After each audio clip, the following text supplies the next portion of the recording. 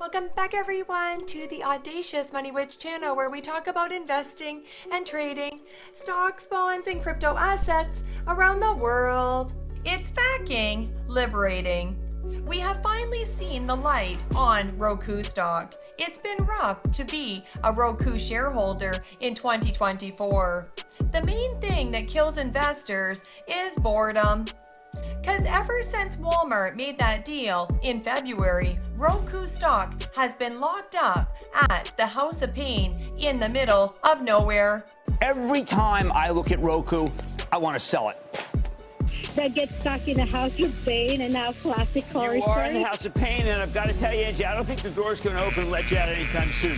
I think that the forces of improvement are weighing on Roku. I don't want to be there. That Walmart deal, by the way, that was the kiss of death. The Vizio, that's what said, Roku. But no more. It's time to add Roku stock to the holiday wish list. One Wall Street team argued. The reason? Walmart has finally completed its $2.3 billion acquisition of Vizio, the smart TV company, which it announced in February of this year. So now what? Why is Roku stock jumping 20% in December? Where do I see Roku stock going in the near term? And why does Wall Street think Roku could also be hitched by the bigger and wealthier company? And what's my opinion on that? In regards to Roku, here's my bullish thesis. What keeps me going to hold on to this stock is that we can compare Roku OS to other content aggregator platforms like Alphabet's YouTube or Apple's iOS. Yes, I'm saying that Roku will ultimately become the winning aggregator of TV and films, in the same way that YouTube is a dominant tech platform for user-generated videos. Leading platforms enjoying winner-takes-most economies, walled garden, data advantages, scaled economies, and enormous barriers to entry. Think about it this way. Looking at Tesla's FSD platform, next year it's going to be launched as an unsupervised version of Model Y. Once that is adopted by the mainstream, it's going to be huge for Tesla's margin.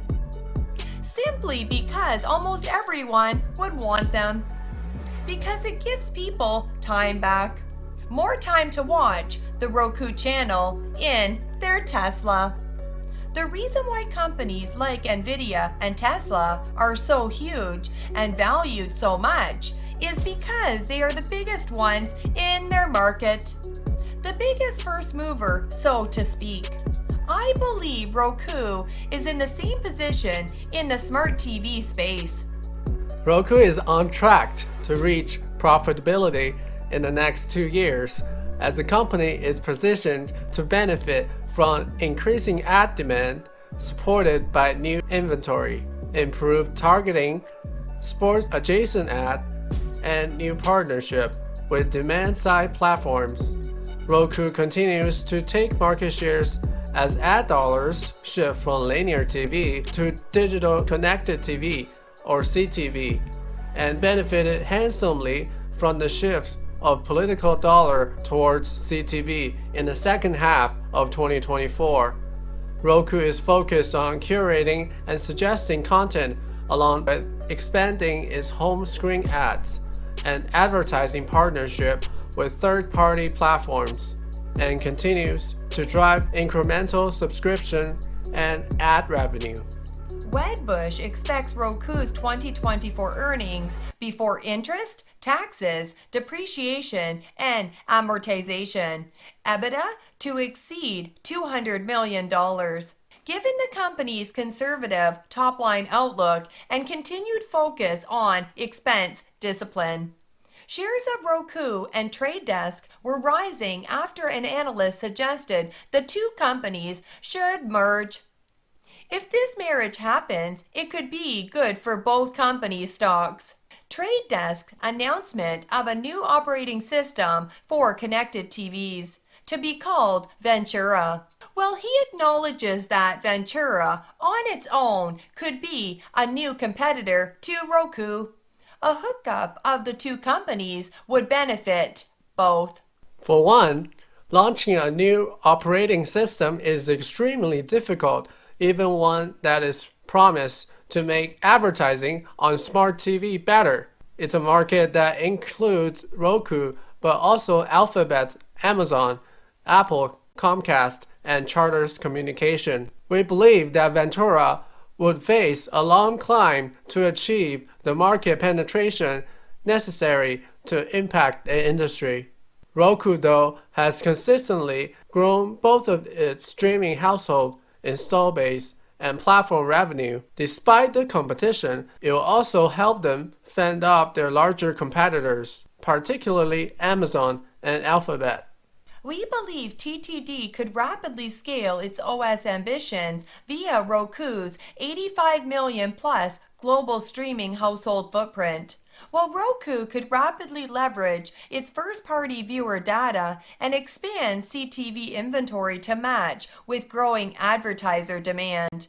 We believe that the positives of a vertical integration between TTD and Roku outweigh the incremental challenges and would best position each entity most effectively compete on the CTV market for the long term and maximize entity value. Still, this is just a thought. We don't know for sure whether this hookup is going to happen. Roku stock gained 20% to $84 ever since December. This year, shares have fallen about 8% year to date. Let's take a look at Roku's income statement. We can see from the top line, Roku's revenue is growing fat double digit every quarter very nicely. Revenue just made a record high. We can see Roku is still in a growth mode because when we look down to see the bottom line, it's losing money. But we can see it's losing less and less. In fact, Q3 of this year, Roku lost $9 million, the lowest amount of this year. Compared to the Q3 of last year, it lost over $330 million. That's crazy amount of money. We can see their profit margin is very close to zero. The operating loss in its latest quarter is its smallest in more than 2 years. A return to profitability can happen soon for Roku. Wedbush said it could turn profit in 2 years, but I think we can probably get there faster, which keeps growing in popularity with every passing over the air update. Let's turn to the balance sheet for this company. It's a beauty. As we can see, the cash growth just keeps compounding higher. Walmart finally closed on its $2.3 billion purchase of Vizio earlier this week. This is likely the catalyst for Wall Street pros playing matchmaker. Let's take a closer look at that deal. Walmart didn't buy Vizio for its hardware business, even though that low-margin segment accounted for 2/3 of Vizio's revenue. You will see the Vizio TV brand fade at this point. Retailers will stop stocking the TVs now that it's wholly owned by a rival. And unfair as it may seem, the association with the country's largest discount retailer will damage Vizio's reputation for quality. Here's why Walmart will regret to not buy Roku. Walmart bought Vizio primarily for its SmartCast operating system for smart TVs. The math never made sense. Roku had quadrupled the audience of SmartCast, and its ARPU was 30% higher. So Roku's platform revenue was 5 times higher than Vizio's. Roku's enterprise value at the time of the deal was $7.7 billion, or 3.3 times than what Walmart paid for Vizio. Imagine buying a fringe player with 1/5 of the platform revenue when you could have bought the market leader at a lower platform revenue multiple and still given Roku shareholders a 50% buyout premium. But that ship has sailed. Roku's enterprise value is now $10.4 billion and likely to keep rising next year as it continues to dominate the niche and improved on the bottom line. The window closed on Roku as takeout fodder. the moment Walmart went for a bun single when it could have swung for the fences. The other potential buyers are titans of tech that would need more than just a regulatory friendly shifts to pull off a deal for Roku next year. Analysts can keep dreaming up their meet cute scenarios. There's enough meat to the Roku story for it to keep growing on its own, and that's cute. Analysts see Roku, the maker of streaming devices and software, as an acquisition opportunity. It listed several categories of possible purchasers, including streamers such as Netflix, connected TV ad buyers like Trade Desk, retailers such as Target, and finally companies ranging from Amazon.com to Microsoft using large language models who are in the market for billions of new data points daily. Here's a slate of reasons to acquire Roku, including the high amount of households using its products.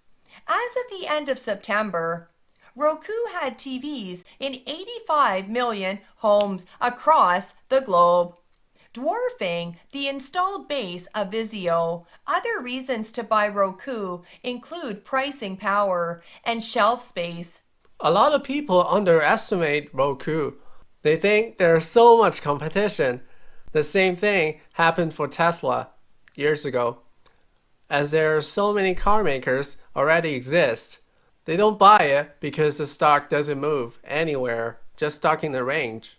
They don't want to be too early, aka stick with the money loser. But we're in a market that valuation doesn't matter, which means PE ratios stop working. Thus, earning doesn't matter. Look at Bitcoin or Dogecoin. It didn't earn anything, but it went up simply because pure emotion. So just based on the TA, we're heading towards $100 sooner than you think. Short squeezes are coming. The weekly chart shows that Roku share price formed a slanted double bottom pattern around the $50 level. It is approaching the important resistance at $108.53, its highest level in December last year. A move above that level will point to more gains, possibly to the 23.6% retracement point at 144.42, which is about 76% upside.